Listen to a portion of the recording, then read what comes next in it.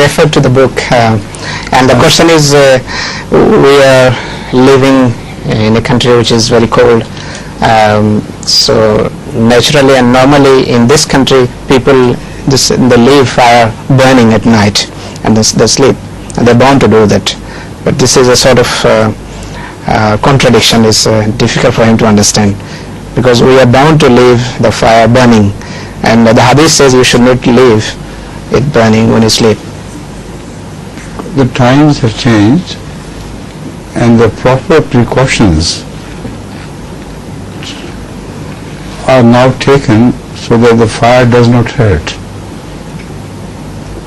But in the previous times, it was impossible to take all those precautions. And even with all these precautions, sometimes when you keep the fire burning, it somehow causes very grave accidents. So the hadith is eternal, but there are less such accidents nowadays than there used to be in the previous times. Understand? Translation.